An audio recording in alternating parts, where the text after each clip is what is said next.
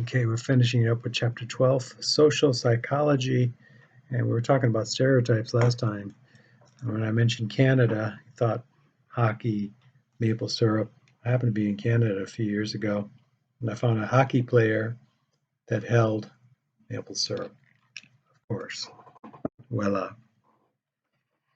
So we maintain our stereotypes until we meet people or situations that don't fit them, and we have a choice. We can either say, "You're the exception to the rule," or maybe I need to rethink the beliefs I've held on for so long, right? Modern racism, we know, is a lot more subtle, and this varies from situation to situation. It just seems like more and more people are being more radical and more overt as opposed to covert. But I think this country is kind of getting a reckoning to its own privilege, history of racism, and maybe taking the past, remember my emphasis on knowing our history, maybe making a new history, a better history for this country. Okay, let me switch gears a little bit to this man right here. His name is Stanley Milgram, and ironically, this magnet is showing him standing on a shock apparatus machine. Here's another image of Mr. Milgram, who died very young. You can do the math right there. This guy lived life to its fullest. He had a very high IQ, and some people didn't like him because he was so smart. And he did some amazing experiments and research. He was president of the American Psychological Association. He did a lot, even by when he was a graduate student. And he knew he was going to die young because his father had died young before him. He had a history of heart disease as well as his father, and he wound up dying of a heart attack. He had a really good sense of humor as he was joking with the medical professionals just before he died. Okay, so what do we know Mr. Stanley Milgram for? Well, we know him. Here's young Stanley in the university with his special shock apparatus machine. And what he essentially does is he thinks about history. And he thinks, you know why did the German soldiers kill men, women, and children, non-combatants who happened to be Jewish? When they interviewed these soldiers, they said, because I was ordered to. I had to follow orders. So he sets up this situation where he has a teacher, an experimenter, and a learner. Okay? So the teacher is supposed to read a list of words. There's a microphone and speaker there. The learner's in a different room, can't see them. They don't have the list of words in front of them. They're supposed to respond accordingly. And if they mess up, the teacher has to shock them with 15 volts, and then it goes up to 30 and then 45 in increments of 15. So he asked his colleagues, how many people do you think will go all the way to the highest level, which is clearly marked on the machine, danger, high voltage, 350 volts. And his colleagues believe very small, 1% to 2%. When he initially does the experiment, and these are with all men, he finds that approximately 65% go all the way to the end. And if you get a chance, you can watch the video that he made of some of these interactions.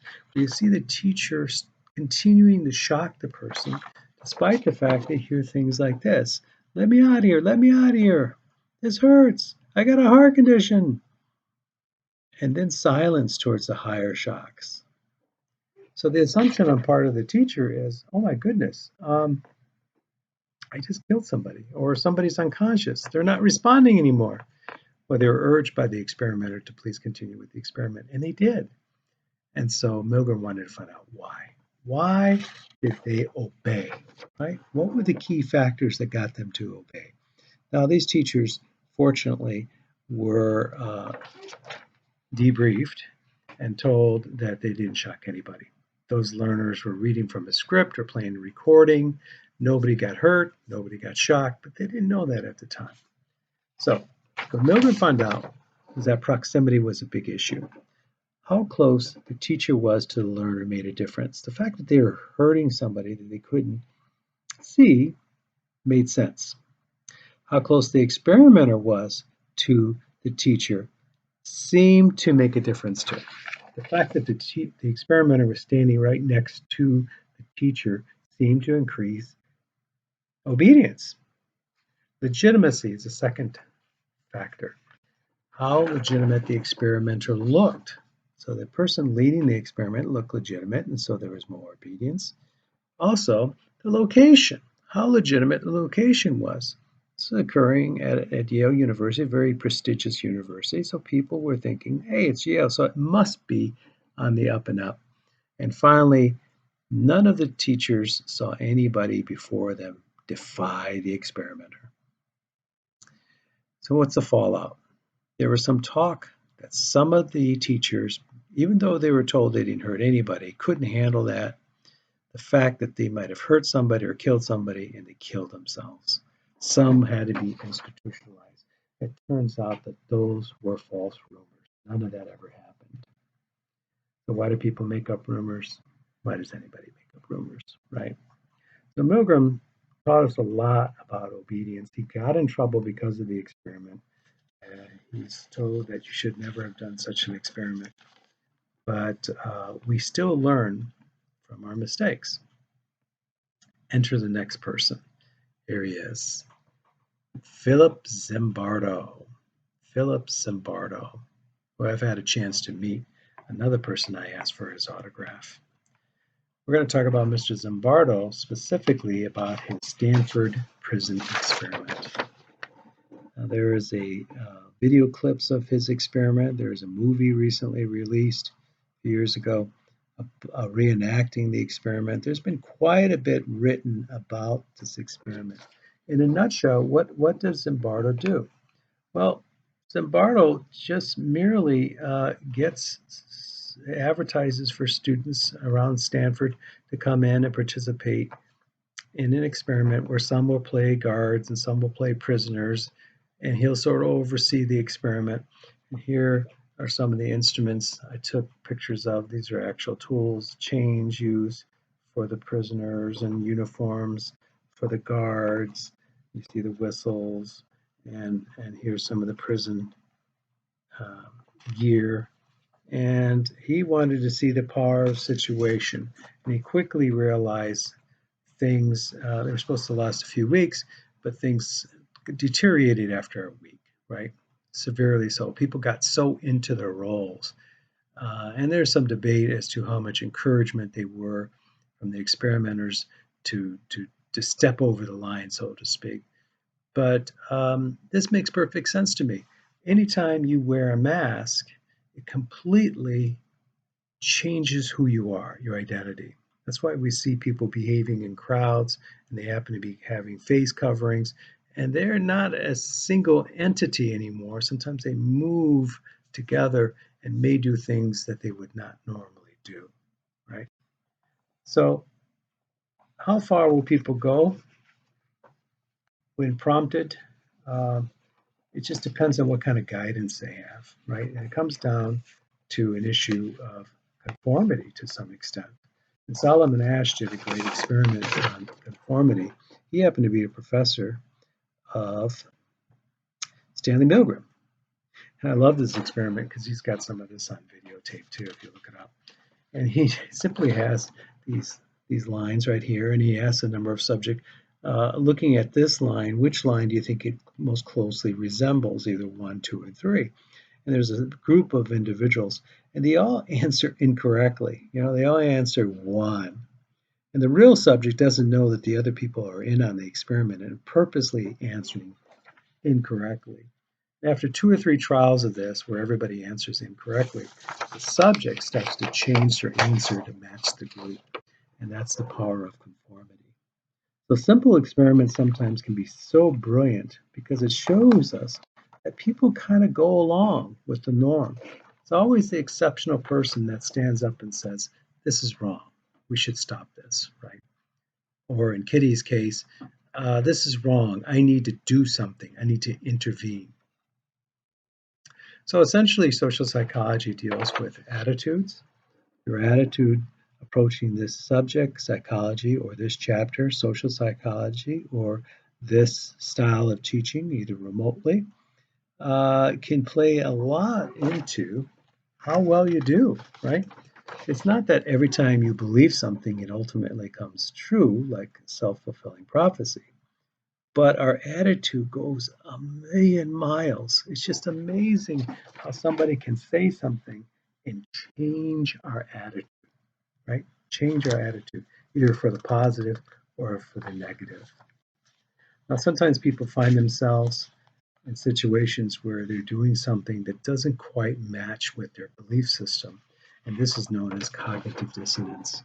Like when you were a kid, you consider yourself a pretty honest individual, and you were with your friends at one time at Target, and some of them stole some items and they told you to steal them too, or they just stuck it in your pocket and say, "Here, take this out for me." You knew that stealing was wrong, but you did it anyways, and afterwards you felt really bad. And with cognitive dissonance, we've tested this too. And sometimes we'll change a person's attitude. For example, some subjects were given a really boring experiment.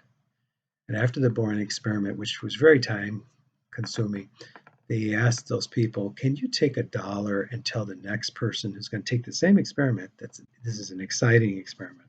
Some people did, and they experienced cognitive dissonance. I lied for $1, right? Other people took $20 to lie and they didn't experience as much dissonance. The $20 seemed to make a difference versus the dollar one. Not as much cognitive dissonance and not as much changing of the attitude. Because those dollar people, when followed up, were asked, what did you really think of the experiment? A lot of them had changed their attitude. It was interesting. Therefore, if it's interesting, I didn't lie to the person, right? $20 people are like, yeah, it's pretty boring. That experiment occurred in 1959. It's, again, a very simplistic, from Festinger and Carol Smith, it's a very simplistic experiment, but very, very revealing to the human psyche by how much we're influenced by different factors. For example, if I were to ask you right now, how about we just blow off the next few exams and I just give everybody an A and we'll keep it amongst ourselves? Some of you will be like, yeah. Well, that's an example of groupthink, right? I'm not really gauging what the group is really thinking. If I hear from a few of you from emails that says, yeah, I'm all for that. Well, that's just a few emails. That's just a small percentage. And of course, we have to keep that in mind when we get polls, for elections and things like that.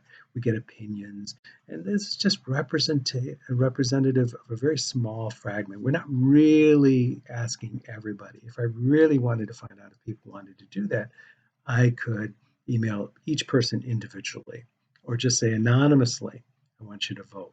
I want you to put your vote in this jar without your name or anything on it, so I can really honestly see how people feel. All right, are you ready for the essay questions? I'm so glad you watched both videos because there's 3 essay questions. The first question deals with the case study of Kitty. I want you to tell me everything about that case and, of course, tie the theory to it. Give me some of those factors that I share that'll increase your chances of getting help. Next case study, of course, deals with Stanley Milgram's obedience study. Wow.